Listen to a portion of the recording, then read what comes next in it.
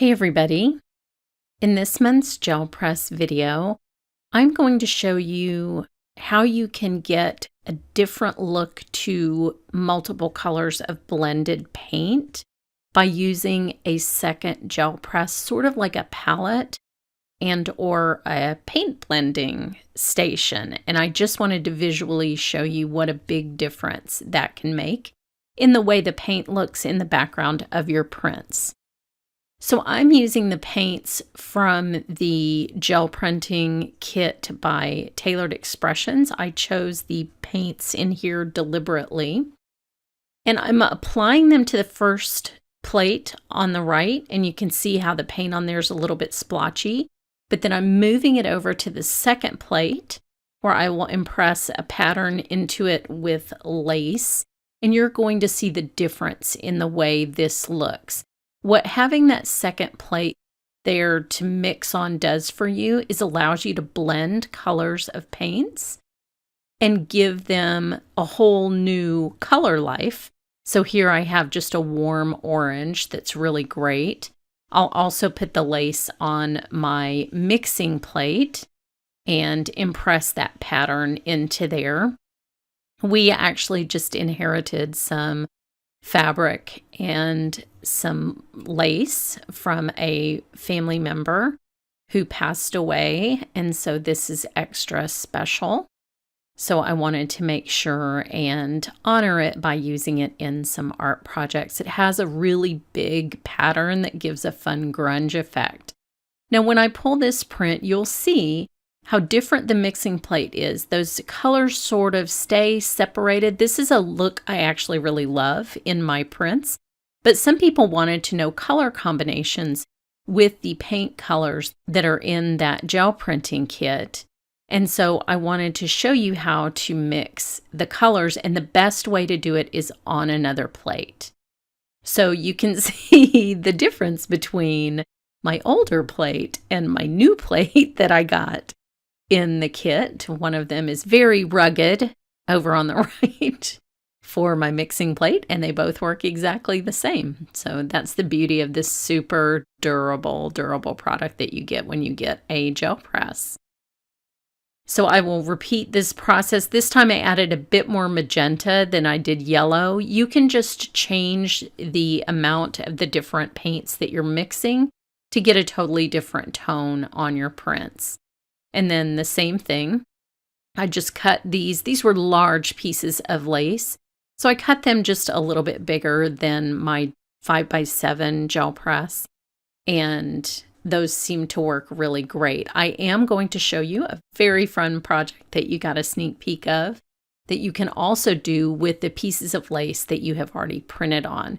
So here you can see this is much warmer than the first print where I used equal amounts of the magenta and yellow that come in the kit. This time I doubled the magenta and it made it much more red, really pretty deep color. So the mixing plate, and that's the other great thing about having this mixing plate for the gel press, is you still get prints, and they're completely different from the ones where your paint is more blended. So here you can see the tonal difference by just doubling the amount of magenta. This first one is very orange versus a sort of brickier color up on top, and then the magenta is much more pronounced in the mixing plate print as well. I love this rough texture of the lace. It has like that geometry in the background that's really fun. And these little flowers and sort of thicker elements of the lace just give such a fun sort of background look. So I will do this one more time. I feel like I don't have enough paint. Usually I have the opposite problem. I put way too much paint down on the plate, but this time I can see that this is going to be a very thin layer on my mixed plate and possibly even on my mixing plate. So we'll see what we get. Sometimes those become great layers for other prints. And you can see the lace picking up the color and starting to get really interesting, like you saw a little sneak peek of.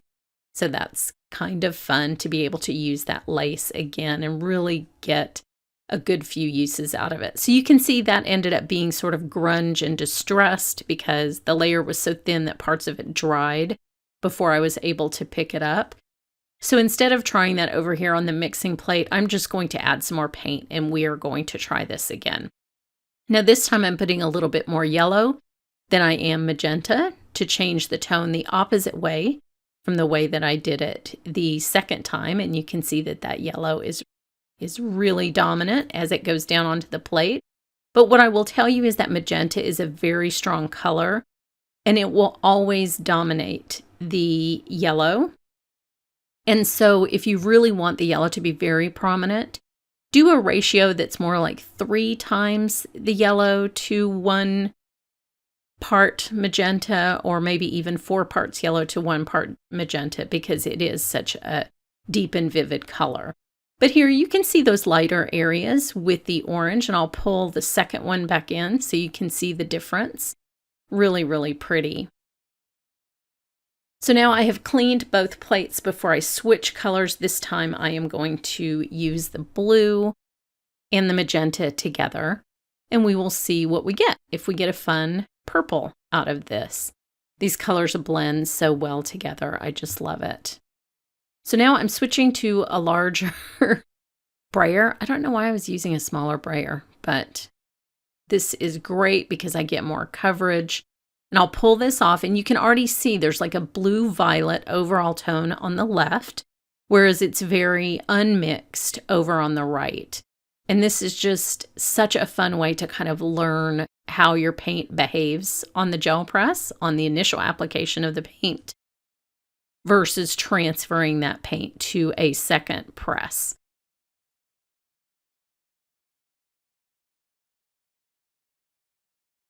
Look at that color. Oh my gosh, that is a gorgeous blue violet. So pretty. I should have started with the blue ones. What was I thinking? It's like I forgot my brand name, but it's so pretty. So this one will see a less mixed version that will also be beautiful. Like I said, that's actually kind of my preference, is to have those little spots of color in the background. But I sure love this one on the left right now. But here's what it looks like normally. So if that's something you've been trying to avoid in your prints, is having those little pops of color, and you're looking for a smoother overall color, this is the method that you need to use. So let me just show you. On the left, we have mixed colors. On the right, we have unmixed. So these are the same prints, just each of the 2 plates that you're using, and you can see what a big difference that makes. Here are some blue and yellows that I did off camera. And then there are 2 more. Got a little paint drying in the middle of that one, and that's completely okay, so it didn't lift. And then here's the one that I just did with that gorgeous blue violet over on the left and the unmixed on the right. And then here are just some ghost prints that I pulled while I was going through the printing process, and I actually really love that pale one on the left. And then here's one that's just blue, and even with the just blue ones, and then this one with blue and the white paint that comes in the kit, you get a completely different look. So here are some of the prints and some of the finished projects that I made with both the lace and the mixed versus not mixed cards. So I hope you enjoy these, and thanks so much for watching.